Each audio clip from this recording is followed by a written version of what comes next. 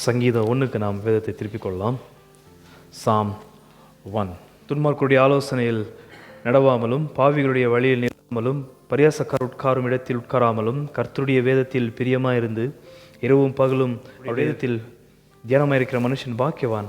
அவன் நிற்கார்களின் ஓரமாய் நடப்பட்டு தன் காலத்தில் தன் கனியை தந்து இலையுதிராது இருக்கிற மரத்தை போல் இருப்பான். அவன் செய்வதெல்லாம் வாய்க்கும். துன்மார்க்கரோ அப்படிராமல் காற்று பறக்கடிக்கும் பதரை போல் இருப்பார்கள். ஆகையால் துன்மார்க்கர் நியாய தீர்ப்பிலும் பாவிகள் நீதிமான்களின் சபையிலும் நிலைநிற்பதில்லை. கர்த்தர் நீதிமான்களின் வழியை அறிந்திருக்கிறார், துன்மார்க்கரின் வழியோ அழியும். நல்ல சத்துவம் நிறைந்த தகுதி உள்ள ஒரு தலைவனை குறித்து சங்கீதம் 1லிருந்து 4 வாரங்களாக நாம் பார்த்து வந்தோம். இது 4வது வாரம். கடந்த 3 வாரமாக நாங்கள் பார்த்து முடித்தோம். இது 4வது வாரம். அடுத்து இன்னொரு வாரத்திலே, அதாவது கர்த்தருடைய கிருபையிலே டிசம்பர் மாதம் 1ஆம் தேதி அன்று நாம் சபையாக கூடி வருகிறது. ஆனால் 5வது வாரத்தோடு கூட இந்த சங்கீதத்தை நாம் முடிக்க இருக்கிறோம். சங்கீதம் 1 நாம் பார்க்குற காரியம் ரிசோர்ஸ்ஃபுல் லீடர், சத்துவம் நிறைந்த தகுதி உள்ள ஒரு தலைவனை தான் இந்த இடத்துல சங்கீதக்காரன் ரொம்ப அருமையாக வெளிப்படுத்துகிறார். இந்த சங்கீதம் 1ல் இருக்கிற சங்கீதக்காரன் அது தாவீதா யோசுவாவா யார் என்று தெரியவில்லை. ஆக மொத்தத்தில் நியாயப்பிரமாணத்தை கற்றறிந்த இந்த சங்கீதக்காரன் ஒரு நல்ல தலைவனாக இருக்கிறார். அந்த தலைவன் மரத்துக்கு ஒப்பிட்டு பேசுகிறதை நாம் வசனம் 3ல் நன்றாக பார்க்க முடியும். இந்த தலைவன் நல்ல தகுதியுள்ள திராணி உள்ள தலைவனாக இருப்பதற்கான காரணம், இந்த தலைவனுக்கு துன்மார்க்கருடைய ஆலோசனை, பாவிகளுடைய வழி, பரியாசக்காரருடைய இடம், உட்காரும் இடம் நன்றாக அறிந்திருக்கிறார். இந்த 3 பொல்லாத பாதையிலே சிக்கிக்கொள்ளாதபடிக்கு இந்த ஆலோசனையிலும் செயலிலும் திட்டத்திலும் எந்த விதத்திலும் இந்த பொல்லாதவருடைய வசனம் 1ல் சொல்லப்படுகிற தற்காலிகமான இன்பத்தில் ஈடுபடாமல் இதிலிருந்து காக்கப்படுவதற்கு இந்த சங்கீதக்காரனுக்கு ரொம்ப தெளிந்த புத்தி உண்டாயிருக்கிறது. அதற்கு காரணமே கர்த்தருடைய வேதம். கர்த்தருடைய வேதத்தில் முதலாவது செய்யக்கூடாத வழியை காண்பித்து இருக்கிறது. அதை இந்த சங்கீதக்காரன் நல்ல தலைவர் நன்றாய் கற்றறிந்திருக்கிறார். 2வது, இந்த சங்கீதக்காரனுக்கு இந்த பொல்லாத துன்மார்க்கர், பாவிகள், பரியாசக்காரர் என்று சொல்லப்படுகிற இந்த 3 கூட்டத்தின் ஆட்களுடைய முடிவும் இவருக்கு நன்றாக தெரியும். ஏனென்றால் வசனம் 6ல் கர்த்தர் நீதிமான்களின் வழியை அறிந்திருக்கிறார், துன்மார்க்கின் வழியோ அழியும். அவருடைய முடிவு அழிவிழப்பு முடிவு என்பது இந்த தலைவனுக்கு நன்றாய் தெரியும். ஆகையால் தான் துன்மார்க்கருடைய பாதை, பாவிகளுடைய பாதை, பரியாசக்காரருடைய இப்பிரபஞ்சத்தின் பாதையை பார்த்து ஒரு நீதிமான் அல்லது ஒரு நல்ல தலைவன் பொறாமை கொள்ளவோ, அவன் நல்லா இருக்கிறான் நல்ல இல்லை என்று அவன் மீது குறித்துள்ள எரிச்சல் அடையவோ மாட்டான். ஏனென்றால் அவங்களுடைய பாதை எப்படிப்பட்டது மாத்திரமல்ல, அவங்களுடைய முடிவு எப்படிப்பட்டது என்பது இந்த தலைவனுக்கு நன்றாக தெரியும். ஆகையால் தான் அந்த பாதையை அவன் பிடித்து கொள்வது கிடையாது. நீங்களும் நானும் இந்த பூமியிலே பார்க்கும் பொழுது இந்த பரியாசக்காரர், பாவிகள், துன்மார்க்கர் என்று சொல்லப்படுகிற அந்த துன்மார்க்கர் வார்த்தை ரொம்ப முக்கியம். அது அடிக்கடிக்கு வருது. அது இன்றைக்கு நான் தொடர்றதா கிடையாது. இந்த ஆட்கள் இந்த பூமியிலே செழிப்பாக செழித்திருக்கிறதை நாம் நன்றாக பார்க்கலாம்.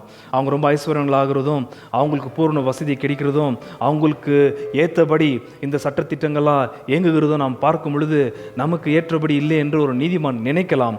ஆனால் அவர்களுடைய செயல்பாடுக்கு ஏற்ற ஒரு முடிவு என்ன என்பதை இந்த சங்கீதக்காரன் வசனம் 6ல் தெளிவாக பார்த்திருக்கிறார். ஆகையால் தான் அந்த பாதையை அவர் தெரிந்து கொள்வது கிடையாது. காரணம், வேதத்தில் இருக்கிற கர்த்தரை அவர் பார்த்திருக்கிறார். வேதத்தில் இருக்கின்ற பொல்லாத குறித்துள்ள முடிவையும் இவர் நன்றாக தரிசித்திருக்கிறார். ஆகையால் அந்த பாதையை மாத்திரம் எந்த காரணத்தை கொண்டு இவர் பிடித்துக் கொள்வது கிடையாது.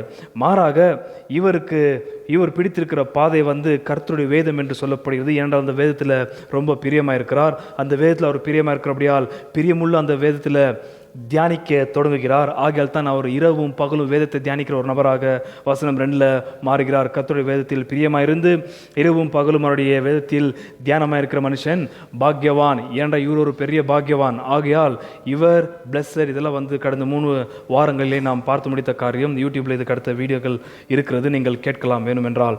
இது ஜஸ்ட் உங்களுக்கு ஞாபகப்படுத்தி கொண்டிருக்கிறேன்.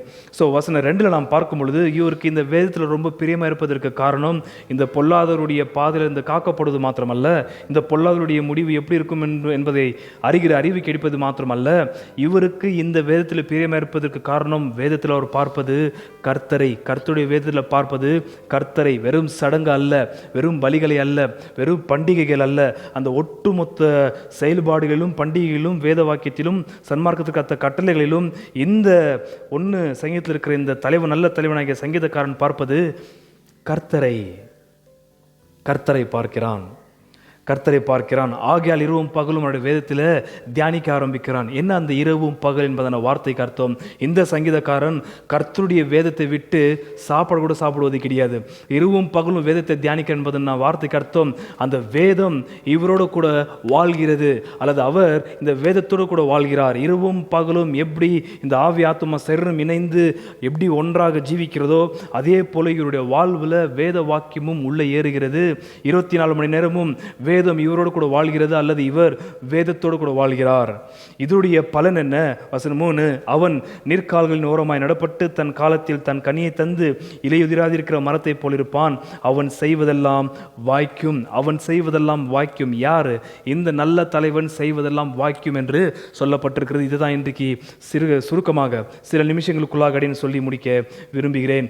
இவன் செய்வதெல்லாம் வாய்க்கும் என்று சொல்லப்பட்டிருக்கிறது. உண்மையிலேயே ஒரு பாக்யவான் என்று இரவும் பகலும் வேதத்தை தியானிக்கிற இந்த நபர் செய்வதெல்லாம் வாய்க்குமா என்பதனை கேள்விக்கு நீதிமானுடைய செயல்களை இந்த பூமியிலே வாய்க்கப்படுவது நாம் எல்லா நேரத்திலும் பார்ப்பது கிடையாது. நம்மை நாம் எடுத்துக்கொண்டாலும் நம்முடைய செயல்களும் வாய்க்கப்படுவது கிடையாது. அப்போ எதற்காக இந்த இடத்துல அவன் செய்வதெல்லாம் வாய்க்கும் என்று சொல்லப்பட்டிருக்கிறது? அதைத்தான் இன்றைக்கு முழுக்க உங்கள் மத்தியிலே சொல்ல நான் ரொம்ப தெளிவாக நாம் ஒரு காரியத்தை புரிந்து கொள்ள வேண்டும். பழைய ஏற்பாட்டிலும் புதிய ஏற்பாட்டிலும் நீதிமான்கள் துன்பப்பட்டதை நாம் பார்க்கலாம், நீதிமான்களை அடித்ததை நாம் பார்க்கலாம், நீதிமான்களை அவமானப்படுத்தின சம்பவங்கள் நாம் பார்க்கலாம், நீதிமான்களை மிதித்ததை பார்க்கலாம், ஏன் நீதிமான்களை கொண்டிருக்கிற சம்பவங்களையும் நாம் பழைய ஏற்பாடும் புதிய ஏற்பாடும் பார்த்துருக்கிறோம். அது மாத்திரமல்ல, நீதிமானுக்கு வருகிற துன்பத்தை கர்த்தராகிய இயேசு கிறிஸ்து ரொம்ப தெளிவாக சொல்லியிருக்கிறோம். அதில் முக்கியமாக மலை பிரசங்கத்தை நாம் தியானித்து வந்து கொண்டிருக்கிறோம். அதில் நீதி நிமித்தமாய் துன்பப்படுகிற நீதிமான்களே நீங்கள் பாக்கியவான்கள், உங்களுக்கு துன்பம் உண்டு என்று கர்த்தர் வாக்கு பண்ணியிருக்கிறார். நீதிமானுக்கு துன்பம் வரும் என்று எச்சரிப்பு மாத்திரமல்ல, அது ஒரு நீதிமான் மீதும் இருக்கிற ஒரு பெரிய வாக்கு தத்தம். அப்படி துன்பப்படுகிற நீதிமான் அவன் செய்வதெல்லாம் எப்படி வாய்க்கப்படும்? அவன் தான் செய்யாதபடிக்கு துன்பத்திற்குள் படுகிறானே. சுவிசேஷத்தை பேசும் பொழுது துன்பம் ஏற்படுகிறது, பரிசுத்த வாழ்க்கை வாழும் பொழுது துன்பம் ஏற்படுகிறது, உண்மையாக இருக்கும் பொழுது நீதிமானுக்கு துன்பம் ஏற்படுகிறது. கர்த்தருடைய வார்த்தை கீழ்ப்படுகிறது அவருக்கு ரொம்ப கடினமாக இருக்கிறது. அது கீழ்ப்படியாக இருக்க முடியல. அதுக்கப்புறம் எப்படி இந்த இடத்துல சங்கீதக்காரன் அவன் செய்வதெல்லாம் வாய்க்கும் என்று சொல்லியிருக்கலாம்? அது உண்மையான வார்த்தை தானா? அது இல்லை, அல்லது பொய்யான வார்த்தையா, அல்லது அதுக்கு உண்மையிலேயே சரியான சத்தியம் ஏதாவது இருக்கா என்பதுதான் இன்றைக்கு உங்கள் மத்தியில் நான் சொல்ல விரும்புகிறேன்.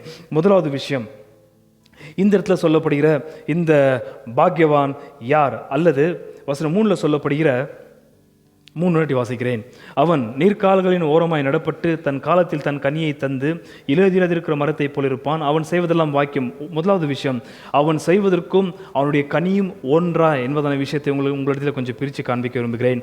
வசனம் 3 அவனை மரத்திற்கு ஒப்பிட்டு பேசின பிறகு அவனுடைய கனியை பற்றி சொல்லப்படுகிறது. அவனுடைய கனியை பற்றி சொன்ன பிறகு அவன் செய்வதெல்லாம் வாக்கியம் என்று சொல்லப்பட்டிருக்கிறது. ஸோ அவன் செய்வதற்கும் கனியும் ரெண்டும் ஒன்று குறிப்பிட்டு பேசுகிறாரா இந்த இடத்துல சங்கீதக்காரன், அல்லது வேறு பேசுகிறாரா என்பதை கொஞ்சம் நாம் புரிந்து கொள்ள வேண்டும். இங்கே சொல்லப்படுற கனி எது? நீர்க்கால்கள் ஓரமாய் நடப்பட்டு தன் காலத்தில் தன் கனியை தந்து. அது ரொம்ப முக்கியமான வார்த்தை. இந்த சொல்லப்படுற கனி ஃப்ரூட் எதை குறிக்கிறது? அவன் செய்கிற செய்கையை குறிக்கிறதா, அல்லது வேற எதையாவது குறிக்கிறதா? இவருடைய கனி என்ன கனியாக இருக்கலாம்? தன் காலத்தில் தன் கனியை தந்து இலையுதிராதிருக்கும் மரத்தை போல் இருப்பான் என்பதான வார்த்தை இங்கே சொல்லும் பொழுது அந்த கனியை அவரே சாப்பிட வாய்ப்பில்லை. அந்த கனி அவருக்கு மாத்திரமல்ல, அந்த கனி மற்றவர்களுக்கும் பயனுள்ளதாக இருந்துதான் ஆக வேண்டும். இங்கே சொல்லப்படுற கனி எது? எதை இந்த இடத்துல கனியாக இந்த இடத்துல சங்கீதக்காரன் சொல்லுகிறார்? அவர் செய்கிற செயல்களை குறித்தா, அல்லது வேறு ஏதாவது குறித்தா? அந்த கனிக்கு அடியன் கொடுக்கிற பெயர் வசனம், கர்த்தர் நீதிமான்களின் வழியை அறிந்திருக்கிறார். பாக்யவான் என்று இரவும் பகலும் வேதத்தை தியானிக்கிற நபரை குறித்து தொடங்கின இந்த சங்கீதக்காரன் முடிவிலே அந்த இரவும் பகலும் வேதத்தை தியானிக்கிற அந்த பாக்யவானுக்கு கொடுத்த பெயர் நீதிமான். அப்போ இவருடைய கனி என்னவா இருக்கணும்? சத்தமா, இவருடைய கனி என்ன? அதுதான் அடைந்த இவருக்கு கொடுக்குற இந்த கனிக்கு கொடுக்குற பெயர் நீதியின் கனி என்பதுதான் இவருடைய பெயரை. அடுத்த கேள்வி, இவர் எப்போ நீதிமானாயிருக்கிறார்? என வசனம் 6 முடியும் பொழுது இரவும் பகலும் வேதத்தை தியானிக்கிற பாக்யவான் நீதிமானில் போய் முடிகிறாரு. நீதிமான் ஆயிருக்கிறாரு வசனம் 6.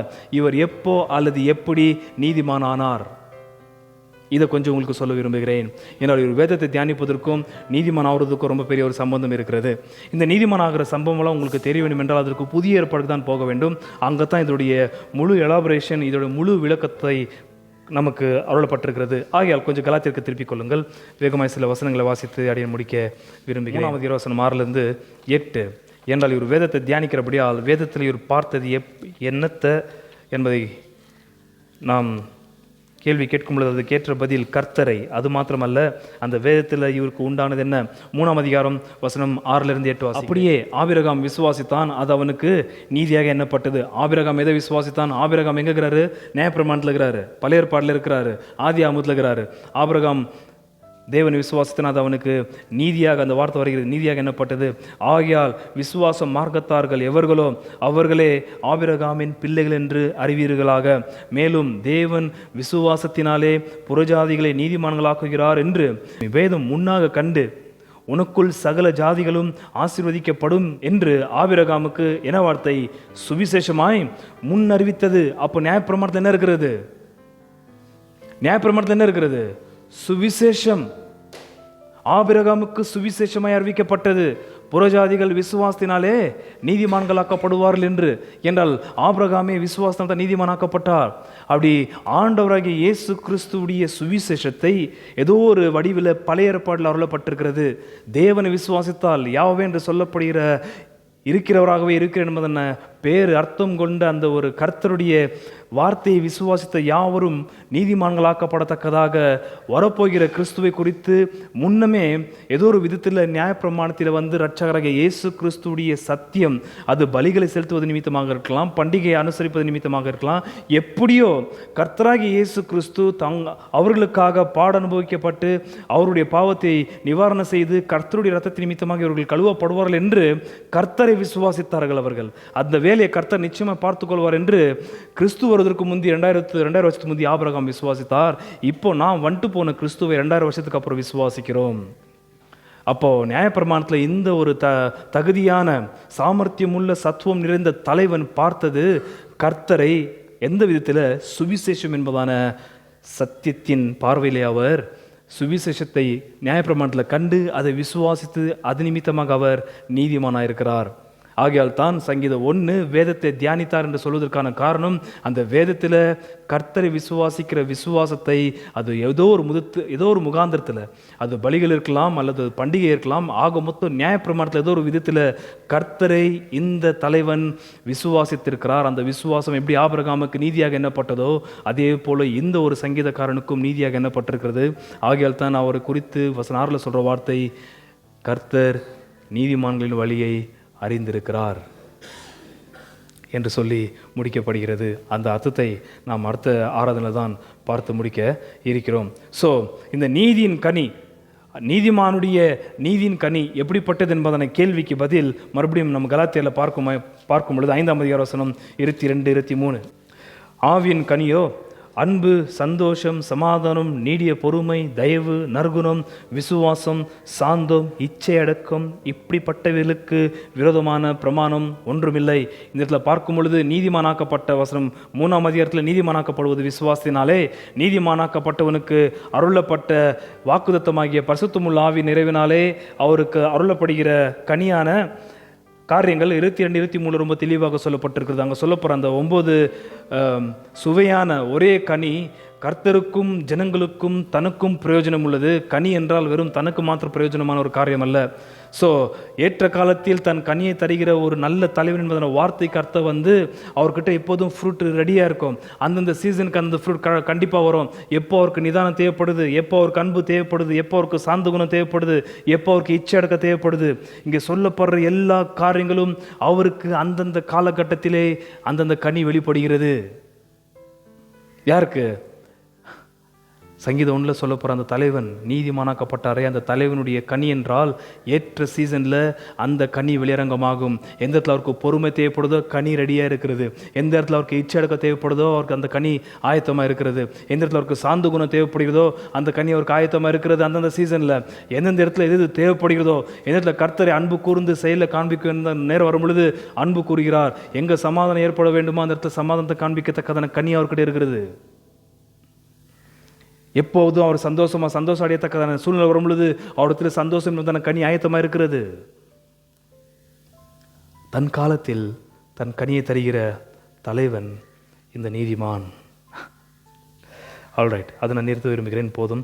சங்கீதம் 1:3. அவன் நீர்க்கால்களின் ஓரமாய் நடப்பட்டு தன் காலத்தில் தன் கனியை தந்து எதிராதிருக்கிற மரத்தை போல் இருப்பான். அப்படி வேதத்தை தியானிக்கும் பொழுது வேதத்தில் கர்த்தரை கண்டு அந்த வேதத்தில் இருக்கிற சுவிசேஷத்தின் பார்வையிலே கர்த்தரை விசுவாசப்படியால் அவர் நீதிமானாயிருக்கிறார். நீதிமானவருக்கு பரிசுத்தமுள்ள ஆவியினர் அருளப்பட்டிருக்கிறார்.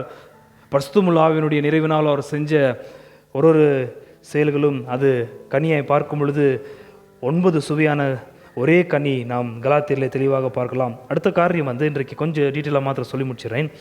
கடைசியில் அவன் செய்வதெல்லாம் வாய்க்கும். என்னத்தை அவர் செய்கிறார், அவர் செய்வதெல்லாம் வாய்க்கும் என்று சொல்லப்பட்ட உடனே நம்மில் சில பேர் நினைக்கிறது அவனுடைய செயலில் ஐஸ்வர்யமோ சுகமோ எல்லாமே குவிஞ்சு வந்துடும் என்று தவறாக பாவித்துக் கொள்கிறார்கள். அவர் செய்வதெல்லாம் வாய்க்கும் என்று இங்கே சொல்லுகிறது எதை? இங்கே whatever he does he prospers அப்படின்னு ஆங்கிலத்தில் வருது இல்லையா? He will be like a tree firmly planted by streams of water which yields its fruit in its season and its leaf does not wither and in whatever he does he prospers. அவர் செய்வதெல்லாம் வாய்க்கும், சித்திக்கும், செழிப்பாகும். யாரு? இந்த நீதிமான் செய்வது எல்லாமே செழிப்பாகுமா? என்ன இந்த வார்த்தை? அவர் செய்வது எல்லாமே செழிப்பாயிடுதா என்பதான கேள்விக்கு உலக ரீதியாக பார்க்கும் பொழுது, மேல்நோட்டமாக பார்க்கும் பொழுது கிடையாது. நீதிமான் துன்பப்படுகிறதை தான் நாம் பார்க்கிறோம். நீதிமானுக்கு துன்பமும் பர்சிக்யூஷன், அவருக்கு உபத்திரமும் உண்டு என்று தான் கர்த்தர் சொல்லியிருக்கிறார். இந்த இடத்துல நீதிமானாக கர்த்தருக்காக வாழ்கிறவன் நிச்சயமாக துன்பத்தின் பாதையில் போவான் என்று கர்த்தர் தெளிவாக வாக்கு பண்ணியிருக்க, அப்போ எந்த இடத்துல அவன் செய்வதெல்லாம் வாய்க்கும் என்று சொல்லப்பட்டிருக்கிறது. முதலாவது, இந்த ஒரு நீதிமான் என்று சொல்லப்படுகிற இந்த நல்ல தலைவன் வசனம் 3 அவன் செய்வதெல்லாம் வாய்க்கும் என்று சொல்லும் பொழுது, முதலாவது அவர் துன்மார்க்கர், பாவிகள், பரியாசக்காரர் அவங்களுடைய செயல்களை அவர் செய்வது கிடையாது. புரிஞ்சுதுங்களா? அவங்களுடைய செயல்களை அவர் செய்வதே கிடையாது. அப்போ அவர் செய்கிற விஷயம் என்ன? அவர் என்னத்தை செய்கிறார்? எது வாய்க்கப்படும்? அவன் செய்வதெல்லாம் வாய்க்கும் என்று சொல்லப்படுது நீதிமான். நீதிமானுடைய எல்லா செயலும் வாய்க்கப்படுதா? 100%. ஏன்னா கர்த்தர் வார்த்தை அப்படி தான் இங்கே சொல்லப்படுது. ஆனால் நீங்கள் நான் நினைக்கிற மாதிரி வெற்றி, ஜெயம், சம்பாத்தியம், நல்ல வாழ்வு அப்படி அந்த ஒரு வெறும் மாம்சீகமான பார்வையோடு இந்த வேதத்தை பார்க்கக்கூடாது. அந்த விதத்தில் இந்த இடத்துல அவன் செய்வதெல்லாம் வாய்க்கும் என்று சொல்லப்படவில்லை. எது இவன் செய்வதெல்லாம் வாய்க்கும் என்பதான கேள்விக்கு பதில் ஒரு விஷயம் நான் கலாத்திட்ட போக விரும்புகிறேன் என்றால் அந்த இடத்துல தான் எனக்கு ரொம்ப பிடித்த ஒரு காரியம். மார்க்கர், பாவிகள், பரியாசக்காரர் என்று சொல்லப்பட்டிருக்கிறது அல்லவா? அதே 5ஆம் அதிகாரத்தில் நீங்கள் கவனித்தீர்களானால் வசனம் 16 பின்னும் நான் சொல்லுகிறது என்னவென்றால் ஆவிக்கேற்றபடி நடந்து கொள்ளுங்கள். அப்பொழுது என்ன வார்த்தை? மாம்ச இச்சையை நிறைவேற்றாதிருப்பீர்கள்.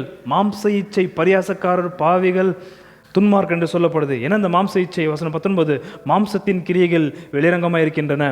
அவையாவன விபசாரம், வேசித்தனம், அசுத்தம், காமவிகாரம், விக்கிரகாராதனை, பிலிசூன்யம், பகைகள், விரோதங்கள், வைராக்கியங்கள், கோபங்கள், சண்டைகள், பிரிவினைகள், மார்க்கபேதங்கள், பொறாமைகள், கொலைகள், வெறிகள், களியாட்டுகள் முதலானவைகளை இப்படிப்பட்டவைகளை செய்கிறவர்கள் தேவனுடைய ராஜ்யத்தை சுதந்திரிப்பதில்லை என்று முன்னே நான் சொன்னது போல இப்பொழுதும் உங்களுக்கு சொல்லுகிறேன். ஸோ முதலாவது இந்த ஒரு நீதிமான் செய்வதெல்லாம் வாய்க்கு என்று சொல்லப்படுது. அவர் எந்த காரணத்து கொண்டும் மாம்சிகம் என்று சொல்லப்படுற பாவிகள், பரியாசக்காரர், துன்மார்க்கர் என்று சொல்லப்படுற அவங்களுடைய செயல்களை செய்கிறவர் அல்ல.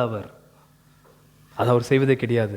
அப்போ இவர் செய்வது எது வாய்க்கப்படும்? அடுத்த கேள்வி, இவர் செய்கிறது எது தேவன் அங்கீகரிக்கிறார்? அவன் வழியை கர்த்தர் அறிந்திருக்கிறார் என்று சொல்லி முடியுத.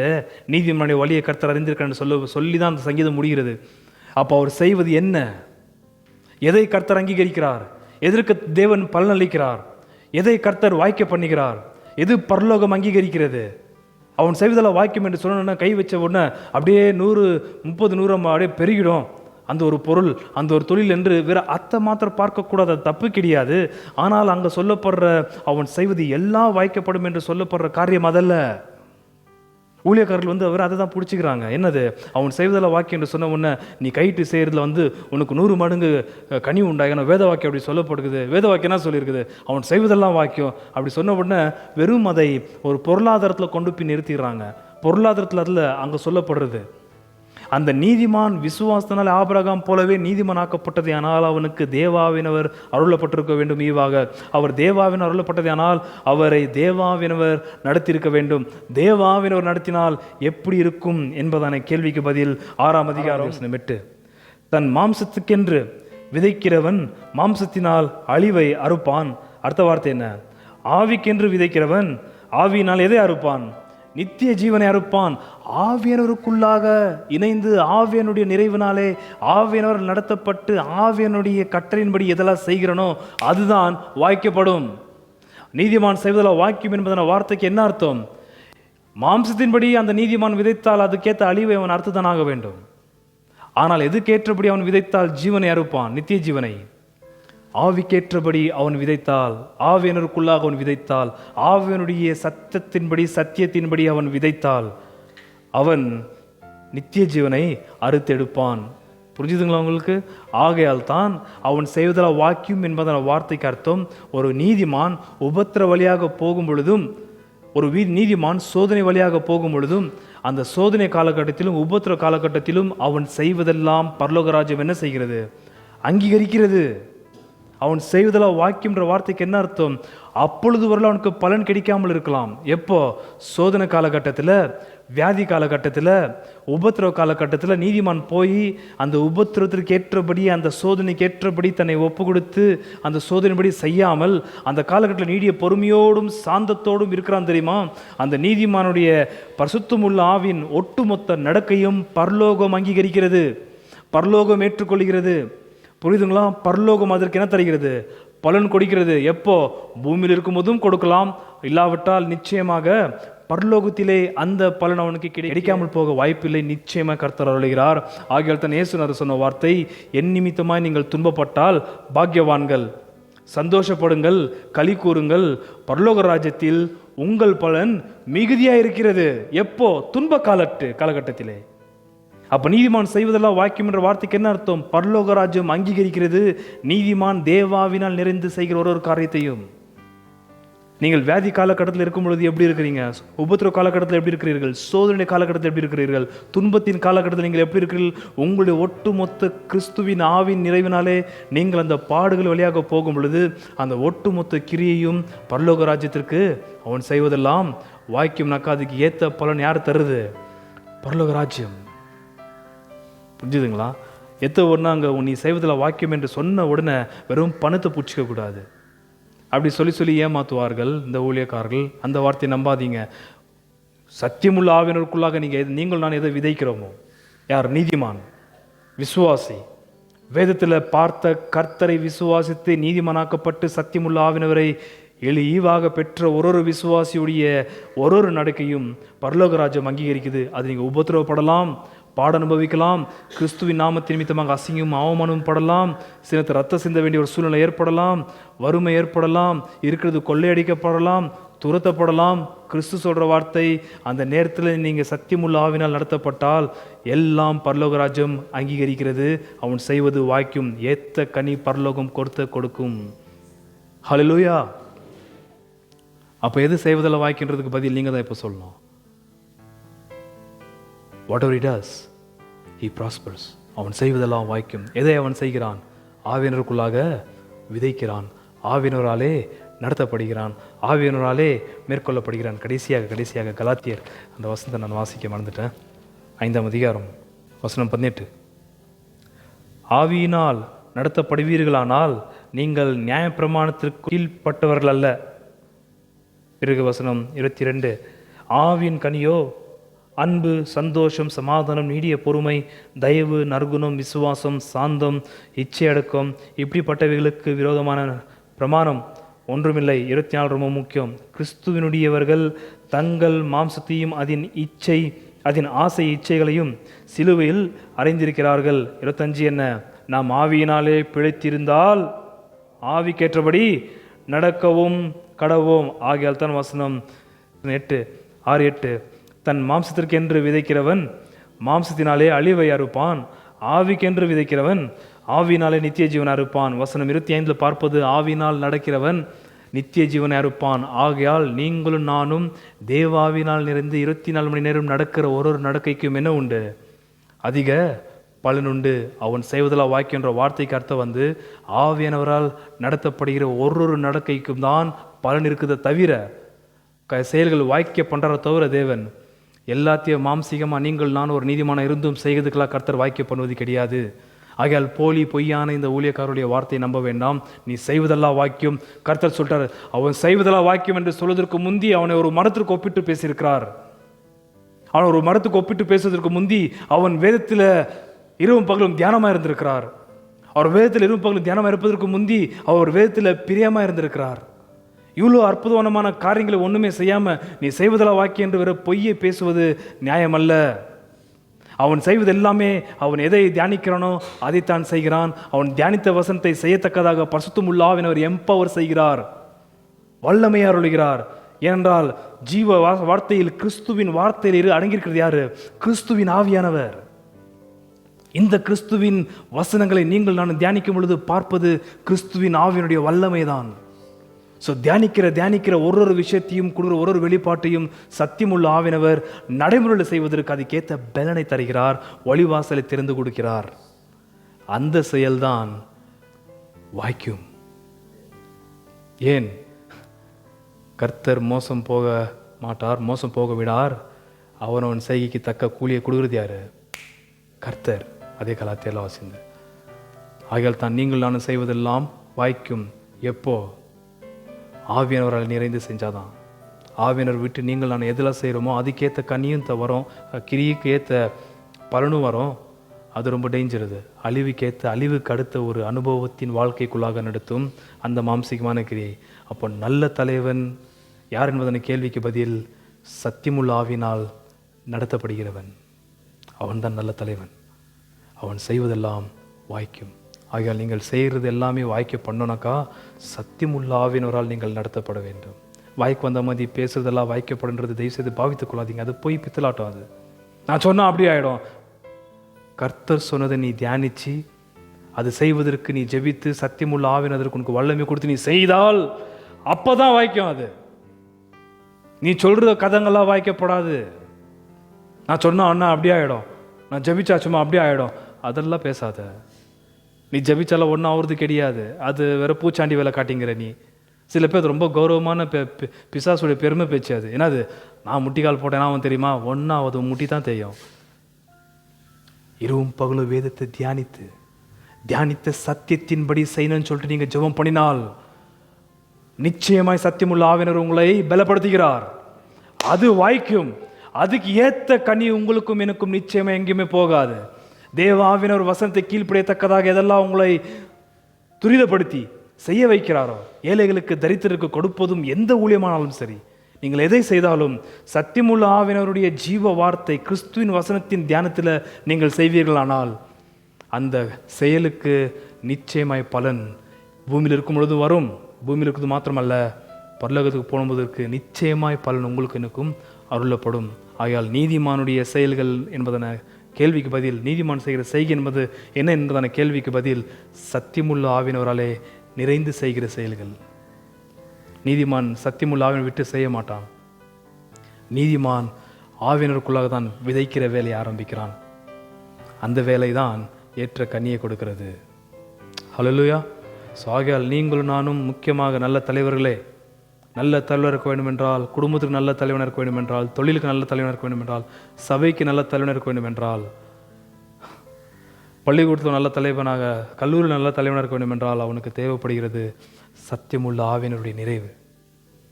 நீங்கள் ஆவியானவரால் நடத்தப்பட்டால் நிச்சயமாக உங்களுடைய செயல் வாய்க்கப்படும், மிஸ் ஆகவே ஆகாது. இங்கே உங்களுக்கு பலன் கிடைக்காவிட்டாலும், பலன் நீங்கள் கொஞ்சமாக கிடைத்தாலும் பரலோக ராஜ்யத்தில் உங்களுக்கு பலன் மிகுதியாக இருக்கும் என்று கர்த்தர் வாக்கு பண்ணியிருக்கிறார். என்றால் நீதிமானிடத்தை துன்பப்படுகிறான், அந்த துன்பத்தில் அவன் செய்கிற செயல்கள் பரலோகம் அங்கீகரிக்கிறது, அவனுக்கு பலன் கொடுக்கத்தக்கதாக. அவனுடைய பலன் வீண் போகவே போகாது. ஆகால் வேதத்தை நீங்கள் தியானிக்கும் பொழுது வேதத்தில் பார்க்கிறது கிறிஸ்துவை நீங்கள் பார்க்கும் பொழுது பிரியப்படுகிறீர்கள். பிரியப்பட்ட அந்த கிறிஸ்துவ போல வாழ வேண்டும் என்று நீங்கள் விரும்பும் பொழுது மகிமையின் ஆவியானவர் உங்களுக்கு பலன் கொடுக்கிறார். ஆகையால் ஆவியினால் நடத்தப்படுங்கள், மாம்ச இச்சையை விட்டு விலகுங்கள் என்று அப்போஸ்தலனாகிய பவுல் கட்டளையிட்டிருக்கிறார். தேவாவினால் நிறைந்திருங்கள். எப்போ தேவாவினால் நிறைவீர்கள்? வேதத்தை தியானிக்கும் போது, கிறிஸ்துவை பார்க்கும் போது. நான் ஒரு போல் ஆகணுன்ற ஒரு எண்ணம் உங்களுக்கு உள்ளாக விருப்பத்தை தேவாவின் ஏற்படுத்தும் பொழுது நம்ம அதை ஏங்க விரும்புகிறோம், கேட்க விரும்புகிறோம். கேட்கும் பொழுது பரிசுத்தமுள்ள ஆவியினர் உங்களுக்கு நிறைவே கட்டளையிடுகிறார். ஆகையால் 24 மணி நேரமும் நீங்கள் தேவாவினால் நிறைந்திருக்க வேண்டும். என்ன அர்த்தம்? இரவும் பகலும் வேதத்தை தியானிக்கணும். இயேசு என்ற திருநாமத்திற்கு எப்போதுமே மிக ஸ்தோத்திரம். இயேசு என்ற திருநாமத்திற்கு எப்போதுமே மிக ஸ்தோத்திரம். வானிலும் பூவிலும் மேலான நாமம், வல்லமையுள்ள நாமம் அது. வானிலும் பூவிலும் மேலான நாமம், வல்லமையுள்ள நாமம் அது. தூயர் சொல்லித் துதித்திடும் நாமம் அது. தூயர் சொல்லித் துதித்திடும் நாமம் அது. இயேசு என்ற திருநாமத்திற்கு எப்போதுமே மிக ஸ்தோத்திரம். இயேசு என்ற திருநாமத்திற்கு எப்போதுமே மிக ஸ்தோத்திரம். வேதாளம் பாதாளம் யாவையும் ஜெயித்த வீரமுள்ள திருநாமம் அது. வேதாளம் பாதாளம் யாவையும் ஜெயித்த வீரமுள்ள திருநாமம் அது. நாமும் வென்றிடுவோம் இந்த நாமத்திலே. நாமும் வென்றிடுவோம் இந்த நாமத்திலே. இயேசு என்ற திருநாமத்திற்கு எப்போதுமே மிக ஸ்தோத்திரம். இயேசு என்ற திருநாமத்திற்கு எப்போதுமே மிக ஸ்தோத்திரம். பாவத்திலே வாழும் பாவியை நீக்க பாரினில் வந்த மெய்நாமம் அது. பாவத்திலே வாழும் பாவியை நீக்க பாரினில் வந்த மெய்நாமம் அது. பரலோகத்தில் சேர்க்கும் நாமம் அது. பரலோகத்தில் சேர்க்கும் நாமம் அது. இயேசு என்ற திருநாமத்திற்கு எப்போதுமே மிக ஸ்தோத்திரம். இயேசு என்ற திருநாமத்திற்கு எப்போதுமே மிக ஸ்தோத்திரம். உத்தம பக்தர்கள் போற்றி துதித்திடும் உன்னத தேவனின் நாமம் அது.